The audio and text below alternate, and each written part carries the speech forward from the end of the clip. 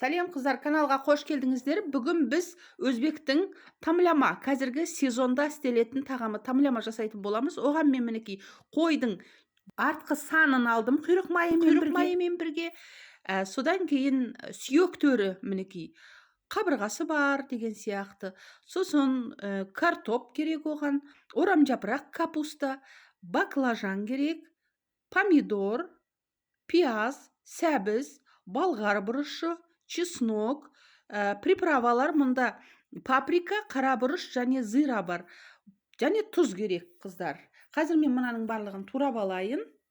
Мінекей турап қойдым барлығын. Міне қазан өздеріңіз көріп тұрғандай столдың үстінде тұр. Мен отқа қойған жоқпын. Осы столдың үстінде тұрған кезде мынау құйрық құйрық майды мынандай қылып ішіне жайдым.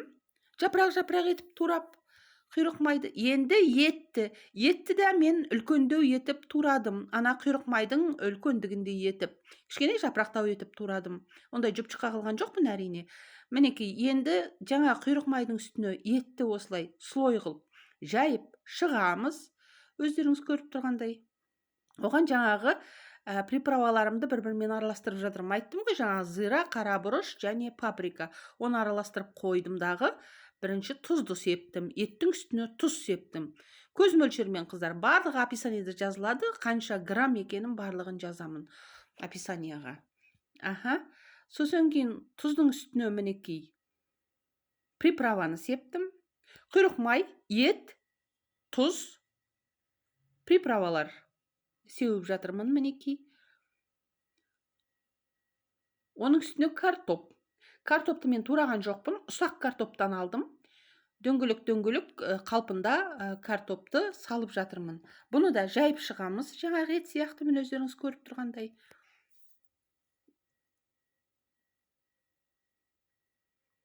Оның үстіне сәбізді де аса ұсақтамаймыз, мен осындай дөңгелектеп турап шығамыз. Жарты сантиметр, 1 сантиметр дейеді.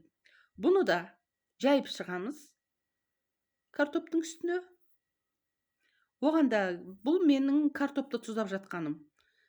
Енді баклажанды да жарты немесе 1 сантиметр етіп турайсыздар, осылай дөңгелек қалпында саласыздар, қыздар.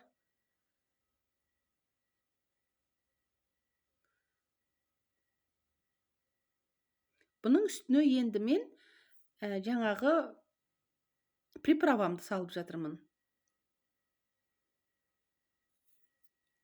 Баклажанның үстіне пиязды да бұлай екіге бөліп, ірі қалпында бұлай ажыратып салатын боламыз, қыздар.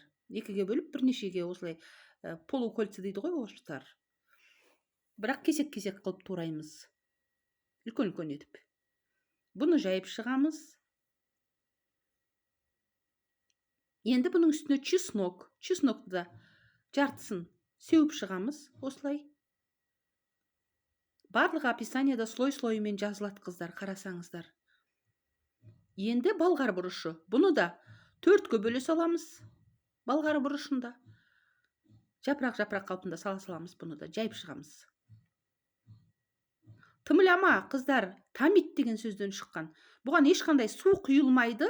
Барлығы өзінің согында пысады, қыздар. Согында піседі. Жаңа мен зеленді ұмытып кетіппін. Зеленге мінекей укропты 2-ге бөлдім де со қалпында жая салдым үстіне. Артынан бұны алып тастасаңыздар да болады, өзінің дәмін берсе болды. Мінекей укроппен бірге кинза салынды. Укроп сияқты солай кесек-кесек қалпында кинзамен де жауып шықтым. Енді помидорды 2-ге немесе 4-ке бөліңіздер, қыздар. Мінекей өстіп, төмен қаратып қоямыз. Ол согын береді. Помидорды қойып шықтым. Енді ең соңында орамжапырақ капустаға келді. Капустаның осындай жапырақтарын өстіп бөлек алып, бетінен жауып шығасыздар, қыздар. Қыздар, осылай көп болып тұр ғой, қазанның бетімен бет болып тұр. Ол пысқан кезде азаяды, төмен түседі. Бұл тымлама тамид деген сөздер шыққан. Бұл өзінің согына өзі піседі, ешқандай су құйылмайды. Өте дәмді болады қыздар. Еті дегеніміз 1,5-2 сағаттың ішінде бетін ашпайсыздар. Тек осы капустаның бетінен қалған чеснокты сеуіп шығасыздар. Ал мен ұмытып кетіппін. Артынан барып септім. Мінекей, ең бірінші 5 минут қатты отта қайнатыңыздар. Қайнап алғаннан кейін барып газдың астын ақындатып қоясыздар. Қазанның бетін ашудың керегі жоқ. Тура 1,5 сағаттан кейін мінекей осылай болып пісіп шығады. Сондай дәмді қыздар. Мен жаңа капустасын алып көрдім. Прям енді айта алмаймын, енді сөзім жоқ. Салған кезде мінекей жаппасай сияқты капустаны ең бірінші астына жайып шығасыздар. Содан кейін барып, әрқайсысын слой-слой қылып алам десеңіз, слой қылып алыңыз, мен сияқты барлығын араластыра салам десеңіз, мінекей өстіп үлкен қасықпен алып шығасыз. Ал бетіне етті жаясыздар.